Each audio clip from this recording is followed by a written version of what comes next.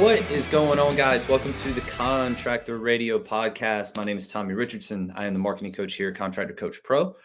And today we got a really, really cool episode coming. So today we are bringing on Miss Heather Hitchcock. A lot of you have seen her on social media. You've met her at roofing conferences.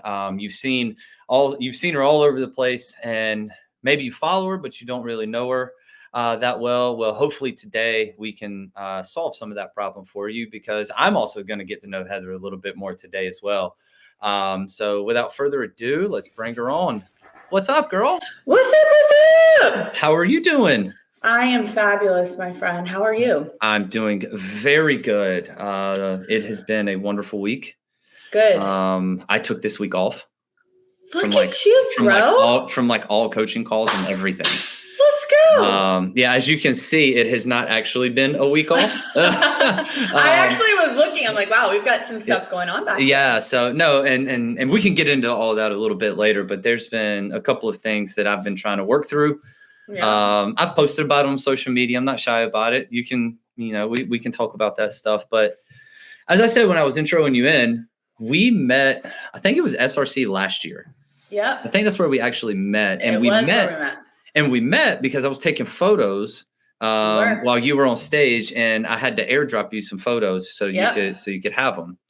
But we've never really had an opportunity to have a legit conversation. We've always followed each other, I think, from a social media standpoint, just paying attention from a distance of what each other's doing. I know bits and pieces of your story that you've put out there for people to see, but we don't really. We want to get to know who Heather is. Heather is. Who is Heather? How did we get to what we see today, type of thing? Yeah. I mean, are you literally asking? Is this how we're kicking off? Well, we're going to start. So, and you can go to your Facebook page and see this. It's the Facebook post. It's right there at the top. Yeah. And you made it towards the beginning of December last year. And there's a couple of things in there that you said when you were describing yourself, right? Okay. Mm-hmm. You're a single mom of 3 doing it all by yourself. Yeah. You're on mission to become the best version of yourself. Yes. Wildly misunderstood until we get to know you. Very true. You love Jesus, roofing, people, and excellence. I do. Yeah. And that you care about legacy. I care deeply about legacy. Those are the things. So, but the first question I want to ask you, and I think a lot of people have this question, even just internally about themselves, like, what does it look like to become the best version of Heather? Like, what does that mean to you when somebody asks you that question? Yeah. Everybody has a story, right? And everybody has things that happen in their life that either really it's 2 choices at the end of the day. You either continue to go down a road that doesn't serve you well, or you learn lessons as a result of mistakes you made. And from those mistakes, you intentionally go change those things, which is what I say as, being on a mission of becoming my best self. Now, here's the funny part. I was a habitual failure. I made so many mistakes, like for real. And it wasn't until probably 5 years ago that I was able to forgive myself for all of the things I had done. And in that forgiveness is where I started to harness that power of focusing on all the things that all the consequences I had. Well, what happened? What did I do? What was the character, trait attached to that? Was it pride? Was it rebellion? Whatever. And so through my failures, and then getting one more chance at life, because I was supposed to go to prison, which I'm sure we'll get into all of that later. That was it, man. I had a moment, like a come to Jesus moment for lack of a better word. And so I am intentional with every single consequence I've had on how can I improve what caused that. And that's kind of what I mean. So I'm learning from every failure I have, and it's helped shaped me into the winner I am today. I love that. That's awesome. So you said about 5 years ago, you learned to forgive yourself from the things that you've done in your past, right? Yeah. So if you don't mind, let's kind of, and we don't have to go into the nitty gritty of everything. I mean, whatever you're comfortable with, right? But like, what were those things that you had to forgive yourself of? And then how did you actually do it? Yeah. Because I think we say, oh, I'm going to forgive myself for what I did, but we still hang on to it. And the past continues to linger with us as we move forward. Yeah. So I'm going to kind of reverse talk about that because this is what happened. So I found myself on a jail cell floor for the 5th time being arrested for a DWI. And when I live in Texas, when you get 3, it's 3 strikes, you're out, you're going to prison, 2 to 10 years. I was able to get a little bit of grace, but this was it. This was it. I was going to prison. There was no ifs, ands, or buts. I had a previous, I was just a wild kid from a young age. So I had a past, and I was going to prison.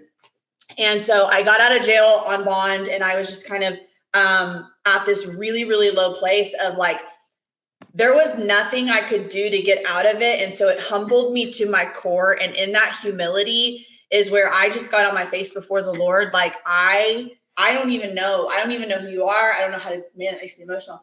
I don't even know how to do this. Like, I suck at life, and like, I don't want to live my life like this. Help me. And I had this incredible, like 70-year-old woman come into my life, and she essentially just discipled me. And through 2.5 years of being out on bond, preparing myself to go to prison, I just started seeking the Lord, learning how to pray, trying to do the right thing. I was humbled to the core. And long story very short, 2.5 years, COVID's going on. My arraignment or sentencing appointment comes. I'm not allowed to go because it's COVID. The night before, this is where they're going to decide my sentence. My attorney calls and says, hey, do you have any letters of recommendation? I'm like, what, bro? You never I had no idea. Yeah. So I wrote a letter, 2-page letter. My name is Heather Hitchcock. I am guilty. I would like for you to consider the following things when you consider my punishment. And I listed things like, I'm a single mom of 3. I'm all my children have. I have surrendered my life to my Lord and Savior, Jesus Christ. And I am committed to never being in these rooms again. Just all these things. I know you probably hear this, but I am begging for one more chance. Well, the next day, court happened. Again, 2 years was the minimum. There was no, they weren't in discussion or even entertaining it. My case was dismissed. Oh my gosh. My case was dismissed. Immediately, everything was gone. All the consequences, all the fines. And Tommy, when you for 2.5 years have been plotting and planning on how the hell am I going to take care of my children? What am I going to do? And it's gone. And you realize in that moment that nothing in your power caused that was only, in my opinion, the power of God. That is a miracle because he knew what I was going to do. He knew I needed one more chance. So that moment changed me. It changed my perception. It changed my shame.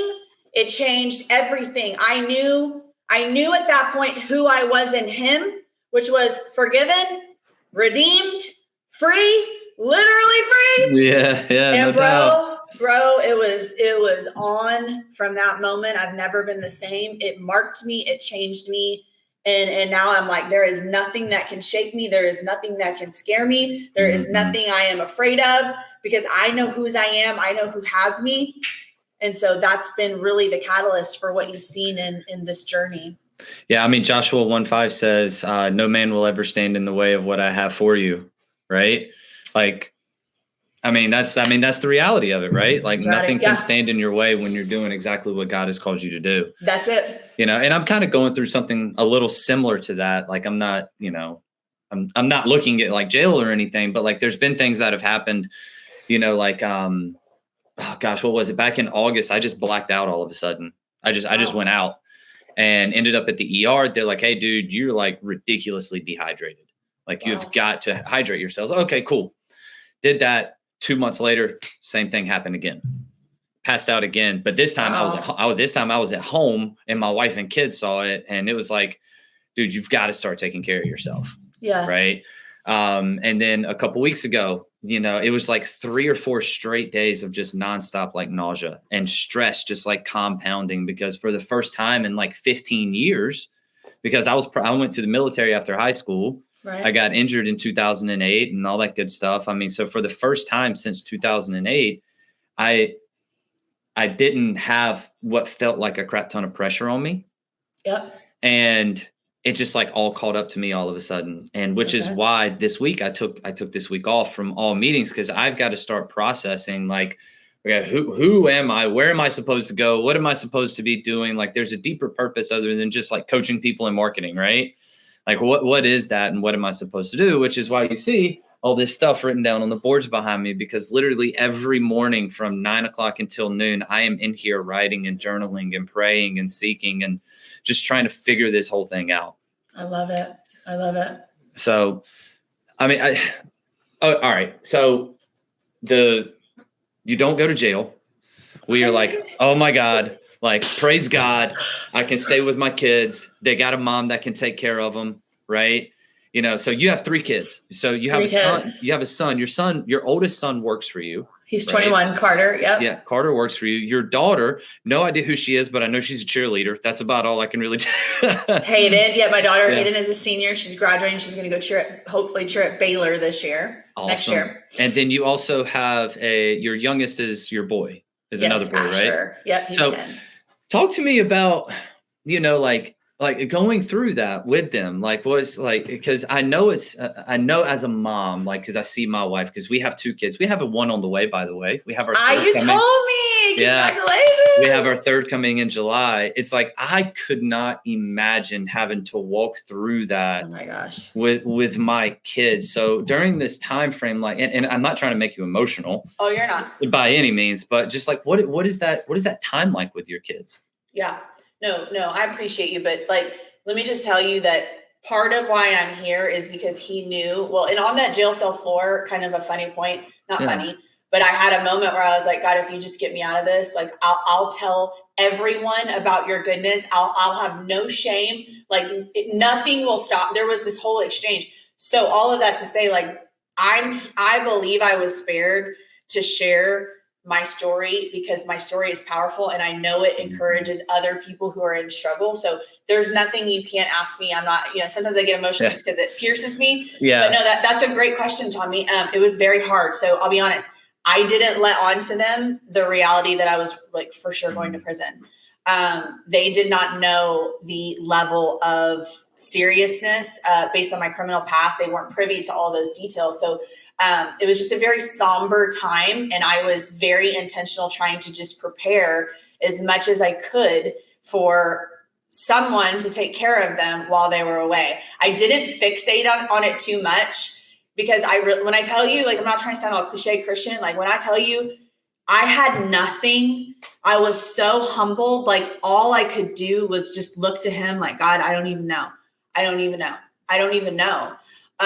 So they didn't really know. Now, since we're here, I've had opportunities to share the level of seriousness and, you see the emotion on their face, but there's also this incredible redemption that's happened that, they've watched their mom completely transform her life, their life. They see me in the community, they see how people respect me and they see me talking about my struggles. So they understand like everyone has a hard time and you don't have to pretend and you don't have to fake. And even if you have a hard time, you're not trash. You're not, useless. You still have purpose. And, the irony, I was telling a buddy the other day, the more of my trash and dirty, dark secrets I share, it's like people on, y'all's side seem to like me more, which is just such a weird. And it's the stuff that I used to carry, and would keep me paralyzed in poor choices because I thought I'm such a loser. I'm such a piece of crap. Like no one's ever gonna, you know what I mean? So, no, I get it. Yeah. So I get it. Like going through everything that I'm going through. I told my wife a couple weeks ago, I was like, I feel like a complete failure right now because I can't get this crap under control. Yeah. And she goes, well, first off, you're not a failure, and she's been so supportive and I couldn't imagine doing any of this without her. Like you're none blessed, of it. Brother. You're blessed. Well, and that kind of leads me to the next thing is like, how do you Why go am I alone? this? Well, no. I wasn't even going to go there.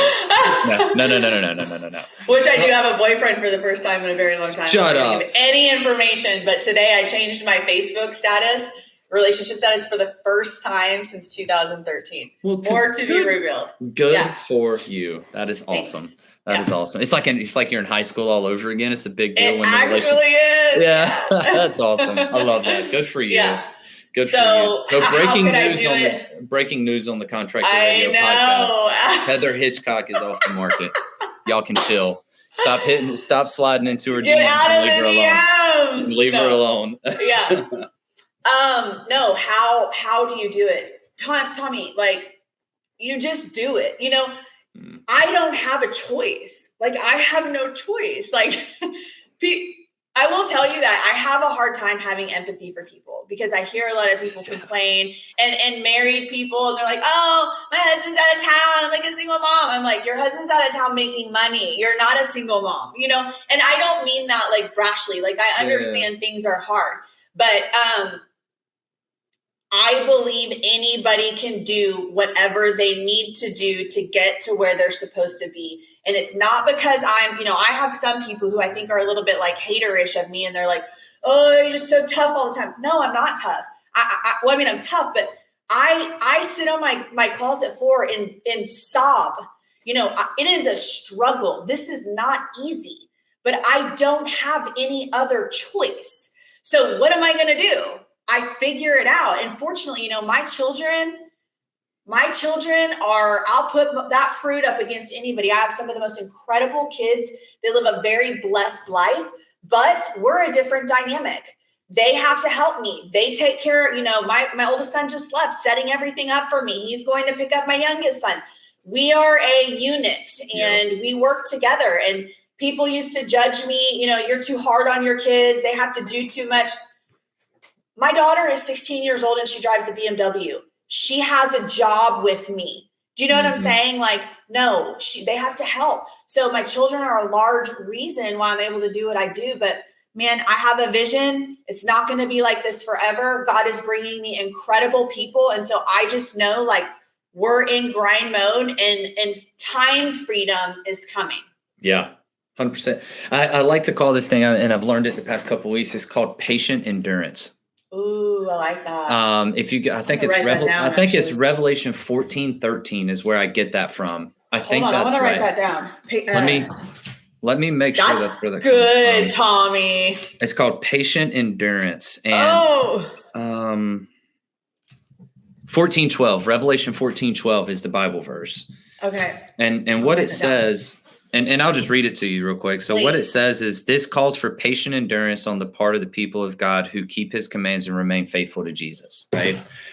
So, because I've been in go mode since I joined the military, right? Like, I mean, when I was in the military, there was no rest time. Like, you couldn't, if you, like, the mentality that I developed while I was there, if you rest, you die. Okay. Because that's almost kind of true. When you're overseas, like, you cannot mentally take a break from anything. Like, you got to be sharp. And I've carried that through my entire life. So everything's been go, hustle, get after it. Like, don't take vacations. You don't need them. Like, taking a vacation, you're not making money that week. You know, like, that's always been my mentality. That's how I'm wired. That's how I've operated. And like I said, you know, over the course of the past couple of months, I've had to learn how to slow down.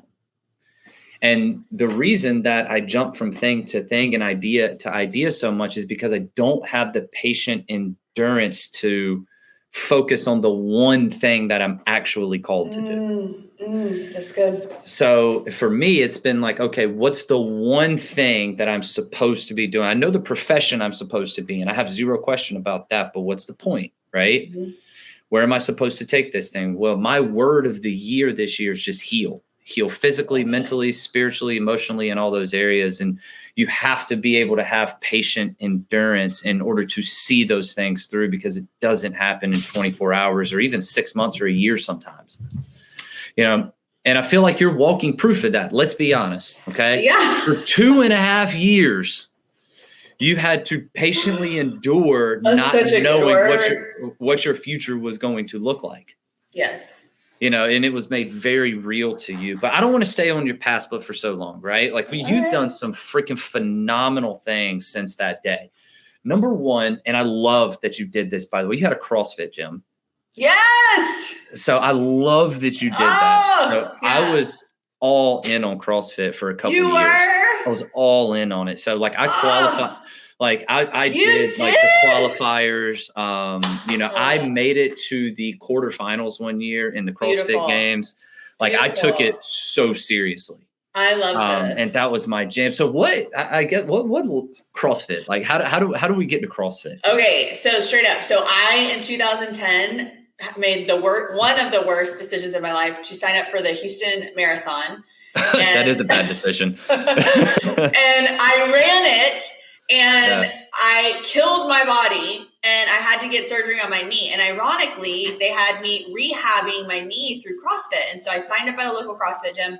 I went, started going, fell in love. They also had a product because I got involved with Advocare, a multi-level marketing company at the same time. That was really my my first entrepreneurial gig. Yeah. And so after like a year and a half in that gym, I love fitness. I've always been an athlete and I was making the same amount of money with Advocare that I made in my corporate America job. And I was like, screw this, man.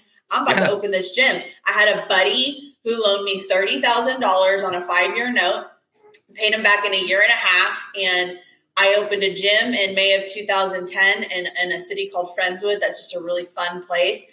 And from the day I opened the doors, I was in profit mode. I had so many members instantly. I had an incredible run of fitness and my faith. I mean, I had people in the bathroom walking them through the salvation prayer. I had scripture on the wall. It was my ministry. I thought at the time, it's funny because I used to think my passion was fitness. And what I've realized, because now here I am in roofing doing the same thing. My passion is helping people be the best version of themselves, pulling out the greatness, inspiring them beyond their self-limiting beliefs. So whether it's roofing, CrossFit, it just happened to be CrossFit at the time. But yeah, it was awesome. It was a solid 7-8 years of my life. So much fun. It was awesome. And yeah. So do you still do CrossFit today? No, I am for show, not go. I am old and, I was really you are not that old, Heather. I'm 43 years old. I beat my body up really bad. I mean, I was in ICU for rhabdo. Like I was a hardcore athlete, and so I do not CrossFit anymore. I love it. I love the methodology. I like the functional, but I don't go heavyweight. I go low weight, high rep. Yeah. Yeah. You and I were talking before we got on here about dry needling. So I first got introduced to dry needling in 2018. Yeah. I got introduced to it and I used to get like terrible headaches, like behind my eyeballs. Okay. And it was so bad. And through my traps, I would tingle down my arms and all sorts of stuff. It was just brutal. Cause at the time, so I used to train professional MMA athletes. So I would hold mitts for them. I was their kickboxing coach. And I did that for... Oh, say no more, bro. I did that for 3-4 years or something like that. So you just got beat on. Yeah, I just got beat on constantly, right? And I'm talking they're kicking my legs, they're kicking my body, they're punching me, all sorts of stuff. I was in phenomenal shape. I was in phenomenal shape. But, and I was getting it from that. And he put one needle in my shoulder the first time. And I thought my shoulder was going to jump off of my body because it did the reaction. Yeah. And I also had to do it when I did CrossFit as well, because I completely destroyed my body doing it. It has changed my life. So I've had one needle, like what you're saying, where it sends you but I have been years battling. I've tried every type of patch, therapy, stem. I mean, I've done everything. And I hear it either works or it doesn't for you. I was there this morning. It's a miracle for me. It is 100%. I'm 100% pain-free for 10 days. Yeah. Oh my gosh. It's instant. If you can deal with if you can deal with 2 minutes of suck. 5. Mine's 5. Yours is 5. Okay. So I'm okay. So you're stronger than me. 2 minutes of suck for me. I'm healed for, like you said, 2 weeks. It's intense. And I feel great. It is. Hey, and it's that patient endurance. That's right. That's right. So, kind of back to your kids real quick. So your son works. Yeah. What does your son do for you within Royal Roofing? Great question. So pause. Time out real quick. Yeah. CrossFit to Royal Roofing. Let's start there first. How do we go from fitness to roofing? Beautiful. Good catch, because super relevant, and this is an easy segue. So I mentioned that I got involved with a company called Advocare. Have you heard of Advocare? I have, yeah. So my wife does multi-level marketing as well. So I'm familiar with what that system looks like. All right. So when I started at that CrossFit gym, they were an Advocare gym, and they were like, oh, let me get you on these products. I started taking the products. I fell in love. They told me there was a way to make money. I was like, I'm not really into those things. I ended up getting into it, and I ended up getting very successful. Just to give you context, I'm not bragging. 600,000 distributors. I'm top 150 income earners in this company. Good for you, girl. Get it. Killing it. Like crazy radical income. I get a divorce. So my gym was mine. My house was mine. My Advocare was mine. I get married. It doesn't go well. He falls to drugs, and I get a divorce. I did not have a prenup. Long legal fight. I give him my gym and say, I'll just keep Advocare because it's going to be residual income for life, willable to your children. It was very substantial income. Mm-hmm. About a year after that, we got an email from Advocare saying, hey, hop on this video conference, where we were told that they had gone under investigation by the Federal Trade Commission. And in 6 weeks, we would basically be losing all our paycheck because they were changing the 35-year compensation plan to a direct-to-consumer comp plan. And all the people who built the brand in the communities to sell the product were screwed. And people went bankrupt. It was a very dark time. It sent me into a very dark spiral of depression, suicide attempt. I went from being on top of the world, and I lost everything. Because at that point I was living, I wasn't saving. I didn't steward my money well. I was just making all this money, spending all this money. I wasn't wise with my money. So when it stopped, I only had a couple of years before it was gone. And so I moved out of my dream home. We moved to this little place in Deer Park because Deer Park was closest to my church. And I'm in a really bad place. I have a buddy from high school who has a small residential roofing company. When I say small, I mean he did like 7 roofs a year. He's like, hey, come out, sit on the job site. I'll pay you $600, run back and forth from Home Depot. I'm like, that's money. I'm honestly, Tommy, renting a carpet cleaner from the grocery store and shampooing old people's carpets from my church. Like, that's the level of like, I don't have any money. I'm on food stamps. I don't know what to do. I've been self-employed for 12 years. How do I do this? So in that job of me being the Home Depot girl, it's a tiny little 1-story house. He shows me the insurance scope. Which shows me how much insurance pays, shows me how much it's costing. And I'm like, let's go, baby. I'm going to sell roofs. Let's do it.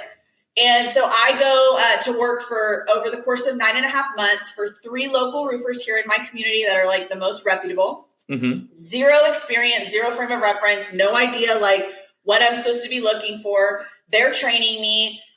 Each of them, I'm like, okay, we're on the roof. You're scratching with the quarter. Okay, you're telling this homeowner, in Texas, you have to pay your deductible. Well, he'll be at the front door saying, well, it's my company. So even though it's a law, it's not a big deal. I'm just like, nothing's adding up. And I'm saying to myself, this is insane because according to the world's standards, you have no business, but I know I could deliver a better transaction in this space. So I filed an old hail claim on my house, took the money, invested it into some education to teach me how to be a roofer, which is a little scary, but I know my moral compass. Like, you know what I mean? Yeah. Like I knew, and my roof was my first one. And so I started in that, and I had a goal of 1 roof a month. That's all I wanted. I had no vision for a company. 2 would let me get out of debt and live the dream. Within 6 weeks, we were doing 3 to 4 roofs a week. I never spent $1 on leads. I never had a website until starting my 3rd year of business. I've still never purchased a lead in my life. I knocked doors 1 time to train the first sales guy I had. We're not a door knocking company. We now are an actual company growing and with 100% growth year over year. Awesome. We are really excited about where we're going, but that was kind of the evolution. And here we are. So as you're going through that and you're like, okay, something's a little fishy here with these other companies that we've been working with or that you've been working with. The training doesn't feel right. The transaction experience doesn't feel right. I can do this better, right? Like you're having all those thoughts go through your mind. As you're putting Royal Roofing together in your mind, like what are you thinking about that actually makes you different? Like how is Royal Roofing different than these other 3 or 4 different places that you worked prior to having your own roofing company?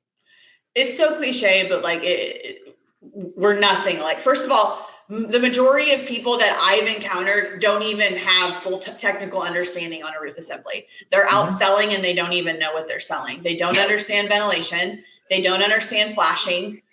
They don't understand the multiple options of pipe penetrations and why they matter. So people are just selling because there's a lot of money to be made in roofing. We wanted to actually, and I was guilty when I did my roof. I had no clue about my policy. I had no clue about my roof until I got in this industry. So I took that approach and decided I wanted to educate homeowners.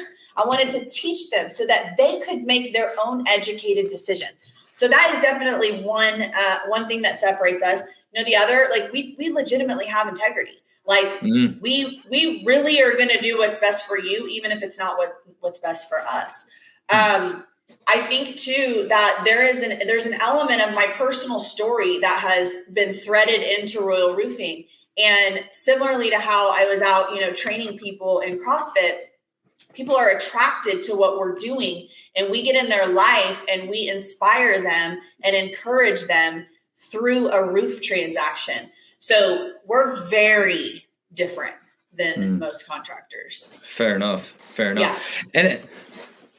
And I love that, right? Because, you know, first off, talking to a guy who does marketing and you didn't have a website for 3 years, you've never bought a lead, you've never knocked on doors, you know, it's like you've broken every possible rule of marketing over the course of the time with running your company. And for somebody like me, I obviously sit down and I'm like, all right, how? Like, how does that even happen? Right. I'm humble enough to admit when I don't know how somebody did something when it comes to the marketing space, you know? So like, how did you do it? Cause I think people would really want to know that. They do. And here's the thing. This is one of the areas that I get like wildly misunderstood. I am not saying people like you are not valuable. I am not saying people shouldn't get a website. I am not saying there's not value in coaching, but I am not saying that leads aren't potentially a way you should get business. What I know is when I started this company, I had one thing in mind, and that was how do I get everyone in my sphere of influence thinking about me when they hear someone say they need a roof or they need a roof or whatever. And so that was what I started with. And so I left out deathly afraid of heights. Not joking, deathly afraid of heights. You chose a heck of a profession, Heather. I did not choose this life. God did this to me. I used to be in front of people's cars like, God, please, Lord, give me, I'm not afraid. But it's mental. So that's a whole nother conversation. The mind is so powerful because I am not afraid of heights. I thought I was afraid of heights. Doesn't mean I don't get sketched out on steep roofs, but I'm not afraid of heights. How do you do it? So I got really intentional about showing up on social media. Then I started to say, okay, how can I do what I said earlier when you asked like what separates us? How can I educate people through this, create interest so that it generates business? So I started filming myself on top of roofs, you know, talking about leaks, talking about pipe penetration, showing them what wind damage looked like, drawing curiosity. Most people have never seen their roof. And then I started throwing it out as, hey, let me come practice on your roof. Or if you want a complimentary inspection, let me come, I'll let you know what you're working with. And through the conversations of separating myself with like, hey, I'm actually honest. I do have integrity. I built this layer of trust and people started reaching out and it just snowballed. It has been 100% driven by social media. Then all the haters were like, that's not scalable. Guess what? My whole team is doing the exact same thing. So I love it. And I'm going to tell you, one of my mentors is Jake Bryden, and he's Heritage here in Texas, Heritage Roofing. And up until December of last year, I was still feeling not insecure, but like, I'm very judged because I run a very different roofing operation than most. And a lot of people are like, door knock, you're leaving money on the table. And they say all this stuff. And I'm like, I digital door knock. Here's what I've really done. Jake helped set me free. I have created a roofing company that self-generates leads, and I don't have to knock on doors. And I'm doing more revenue than people who are spending 100 hours weekly. Tell me how I'm not doing it right. So I'm so happy you said this, right? Because I tell people all the time, and when we're in coaching calls, they're like, all right, Tommy, what do I need to do to get more leads? And I'm like, well, you're on about step 10, right? Like, let's start with step 1. Oh, okay. Please. Like, first off, what do you believe will work for you, and what can you realistically afford?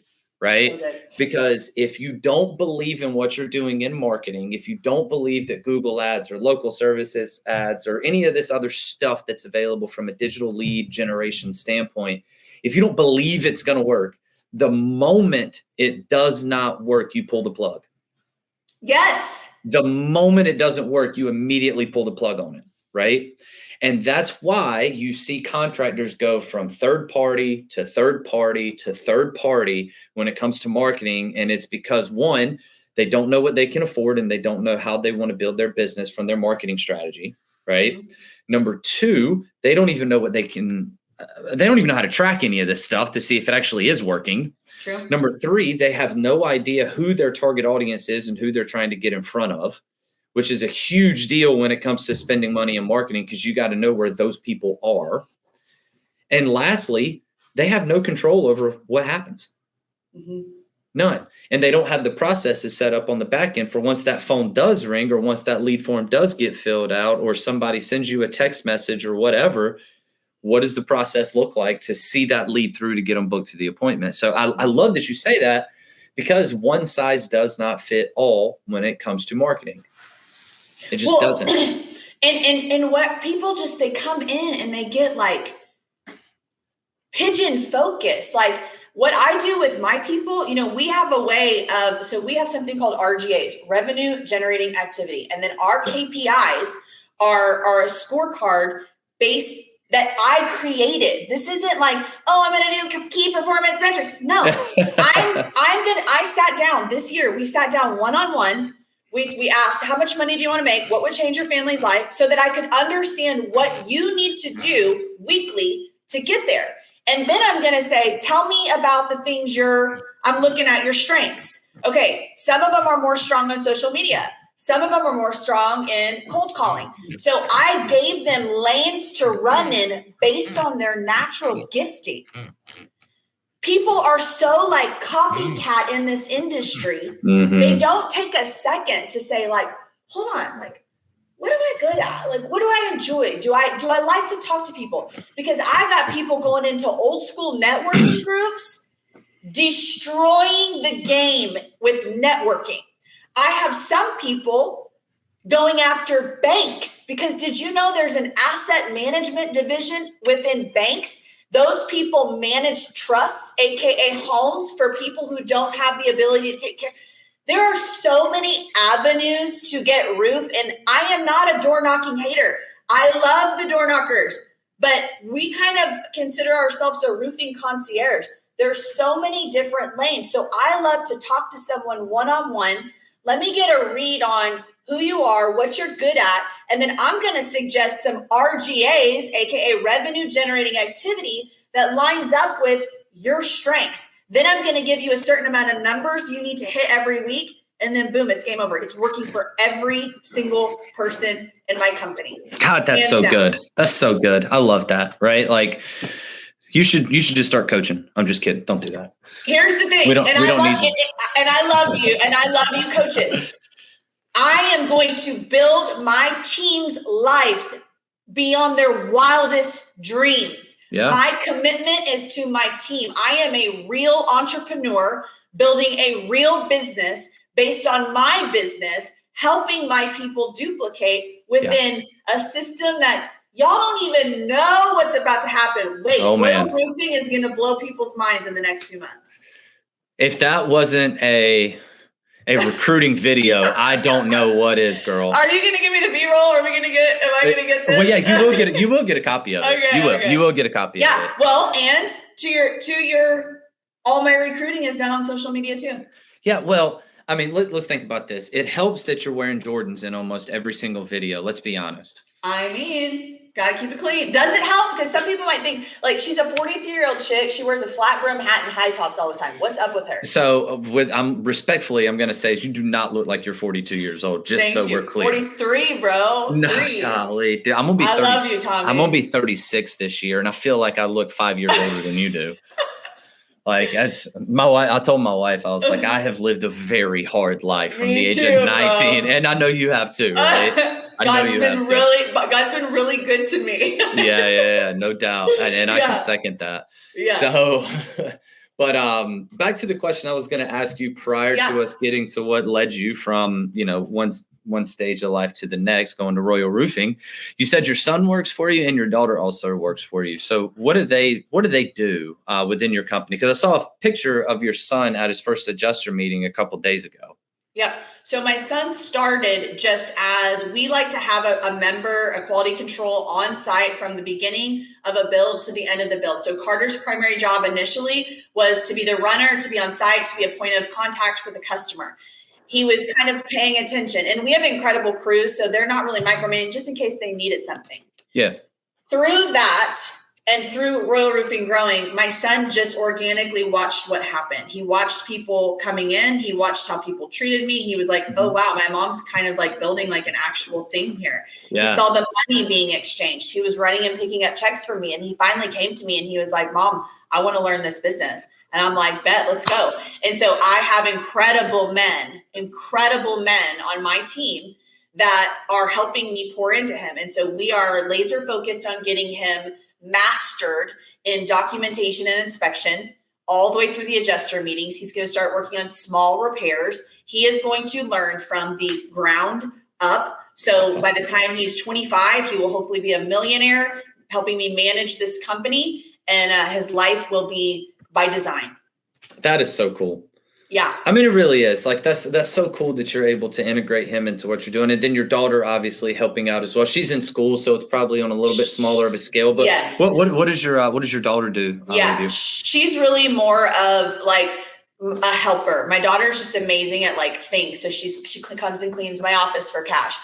During the summer, she helps me with going to pick up checks, people picking shingle colors. That was last summer. She's getting ready to go off to college, so that will probably decrease. But she kind of does more of like a personal assistant, task-oriented thing for me because she's just an excellent little lady. Yeah. Mm-hmm. And then how old's your youngest? He's 10, and he's the one that's most like, I'm going to be a businessman for Royal Roofing. That's awesome. Yeah. That's awesome. I don't know which one of my two, because I got a 4-year-old, a 2-year-old, and then one that's due in July. My 4-year-old will be 5 on Valentine's Day. She was born on February 14th. I love that. Which fun story about that. And I talk about this in the talk that I do called Dead Man Profile that I'm doing, that I do at Top Rep. I got out of the military on February 14th, 2010, and my daughter was born on February 14th, 2019. Oh, I love it. So it's wild how God, that's why dates are so important to me when things are happening, because, it's wild to me, man. Like, you're going to make me emotional talking about my daughter. That little girl literally owns my entire heart. She owns every freaking bit of it. So just wait till she's graduating high school. Like, I can't actually, please don't ask me any questions about that, actually, because I will cry. I can't even think about it. I'm not. I would not dare do that. Somebody asked me the other day, they're like, well, how are you going to feel when she gets married? I was like, I should punch you in the face. Like, shut up with that talk. She is 4 years old. Yeah. We have 50 years until that happens. Don't speak that over her. I'm just kidding. I'm just kidding. Oh, man. I told her if she outlived Jesus, she could get married. So the last thing that I kind of wanted that I actually do want to ask you about, and we've kind of touched on this and we've hinted at this whole legacy thing. Yeah. Right. Yeah. When you say that you want to leave a legacy, everybody's got tons of different definitions of what legacy means to them. But to Heather Hitchcock, what does leaving a legacy mean to you? Okay, I'm already starting to tear up. Woo! Okay. I'm sorry. No, it's good. This is a great question. I appreciate you asking it because it's really important to me.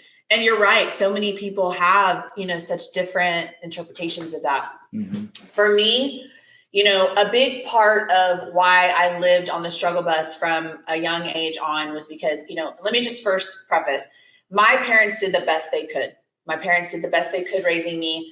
I was not an easy child always. They did the best they could. So there's that. I did not grow up in a very loving environment. I grew up in a place where I truly questioned if I was loved. I didn't get a lot of attention. I didn't have a lot of supervision.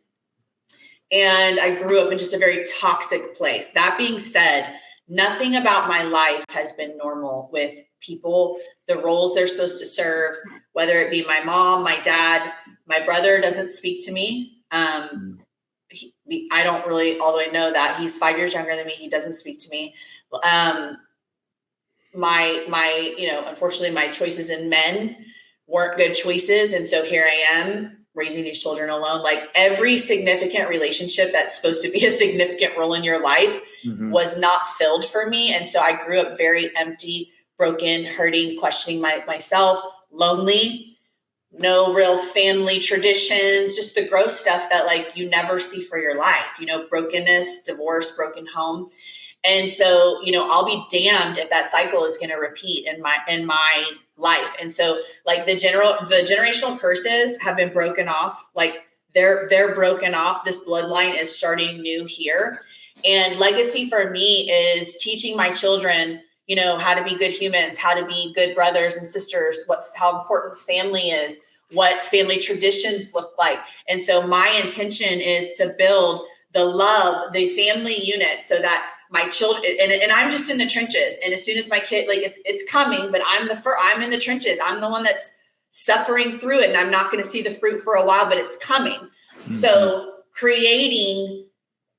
setting the standard for like my two children, you will never not speak to each other. This is your brother. Mm-hmm. He is your protector, and teaching them the value of each other. My son, teaching my children, even though they're not watching spouses, how you honor a woman. My 10-year-old son opens my car door on his own. That's awesome. Teaching them how to honor people, honor family, honor spouses, value their body so that when they do get a spouse, they are able to honor that covenant. All the things, basically just completely doing life different than I did so that my family lineage can duplicate. And by the time I am an old lady, I have a picture on the wall with all my kids and all their kids and all their kids, and whether they're roofing or whatever, don't care, but they're happy, they're whole, and they're proud of their mom. And so beyond that, then what's happened with Royal Roofing, that has translated for me with a true desire for my team's family. Like roofing money it's crazy. Yeah. It's crazy. So like these people are coming to me with these incredible families and their lives are being changed because we're living in a time where money's hard. And that's what legacy is for me. God dang it, Heather. I know. I'm sorry. Dang it. You got me. Freaking A. I know. But it's real, Tommy. It's real. It is, man. And I get it. I do. I feel everything where you're coming from, right? Like, I don't necessarily have a big company with employees and all that good stuff. That's not my thing. But for me, there's 12-ish people every week that I sit inside of coaching calls with, to where if we all do the right things, yeah, everybody's life is going to be better at the end of it. Yes. Everybody's life will be better. And like with my kids, my parents didn't do a bad job with me either. Like I grew up very, very well, awesome. But there's things that I want my kids to never feel that I felt. Yes. That's a great point. There's that aspect of it. As parents, we are supposed to be a reflection of who our Heavenly Father is. That's supposed to be the reflection to our kids. So that way they can have that healthy relationship later when that time comes. And if we as parents ruin that, and they view, like my daughter said something the other night, darn near brought me to tears. And later I found out she was joking, thank God. She was like, Dad, why are you always mad? Oh, I was like, I looked at Alex. I looked at Alex. I was like, am I always mad? And then of course, at least 5 minutes later, she goes, Daddy, I was just kidding. I was like, don't play those games. Now like I said, she's 4, right? Right. She doesn't know. Yeah. But it's like, but it's a gut check for me instantly where it's like, am I? Because if a 4-year-old is being able to pick up on that, then I should be able to pick up on that and change what that looks like. Right. Yes. Like once we get off of this call, I'll show you some of the things that I have on this board back here, but this is not for everybody to see. Yeah. Like whoever's going to watch this on YouTube. Yeah. But, so I get it, man. Like you're trying to build something that is that not necessarily from a monetary standpoint, but more so from I'm going to teach you how to be a good human being and a functioning member of society in a very healthy way. Yes. And can I give you a tip just because I just feel led to in parenting because you have young kids? Because you said something so powerful because it doesn't even matter what is true as far as what's your daughter's what's her name? Elise. It doesn't even matter if you are or aren't mad. What matters is her perception. Mm-hmm. And so I want to encourage you as you build your business with young children that you have conversations where you check in with them and say, hey, what do you like? Do you feel like I'm giving you attention? Like, do you feel like because we think we're building for them and then we realize they're wishing whatever. So that's something I'm building this business very differently with boundaries because I'll be damned if I'm going to get so caught up in all the stuff that's for them that I neglect them. So just a little pro tip in the old parenting world, have those conversations as they grow up, talk to them about your business and sacrifice and ask so that you can be intentional about sending the right message to counter that. Yeah. And that's one thing I've never done, but I will say, so I owned my digital marketing company for 2 years. It was Nubs Media. Yep. So I owned that for 2 years and I sold it in 2022 to a phenomenal company up in Ohio. Right on. But it was after I sold it that I said, okay, if I do this again, a lot of things are going to change. Yeah. I was up at 3:30 in the morning going to my office to go work for 3 hours before the kids woke up, come home, make sure they were ready, rush them out the door, go back to the office. And I'm there by 8:30, work until 6:00 at night, come home. And I'm so exhausted and stressed that I'm literally laying in bed with my daughter, trying to get her to go to sleep or rocking her to sleep or whatever it was. And I can't even enjoy that 15 minutes where I'm just holding my daughter. I'm already thinking about what's down the road. Yeah. And I was like, I will not allow that to happen with the next one if I ever do it again. And because I'm still like now there's a rule. I do not take meetings before 9:00 in the morning. Good for you, man. Because at 8:30, I'm dropping my kids off at school. Good for you. Great and that's job. just what we're going to do. Right. So there's different things that, I've had to learn how to set those boundaries, but I love that piece of advice. Check in with them. Hey, do you feel like Dad is, are you getting what you need from me? And if you're not, what can I do to help you out? Mm-hmm. That's phenomenal. I've never even thought to do that, but thank you for that. You're welcome.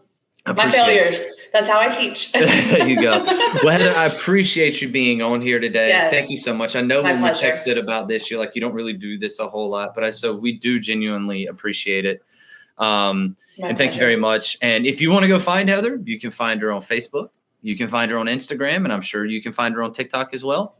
All over the socials. And all over those places. And if you're interested, if you're in that Houston area or in anywhere close to where she is, in Houston, Texas, and you're interested in talking with her about coming to work for Royal Roofing, I'm sure she would love to have a conversation with you. Yes, we are actually about to open the floodgates to be hiring. So we are looking for families who have a desire to build the Royal Roofing brand within their community. So yes, thank you for that opportunity. Yeah. We're looking, no experience needed. Absolutely. Well, Heather, again, it's thank you so much for joining us today. We were running a little behind, but you know what? It's all right. It's all great, it's okay. baby. It's all good. Appreciate you, Tommy. Great job. But guys, thanks for listening, and we'll see you on the next one.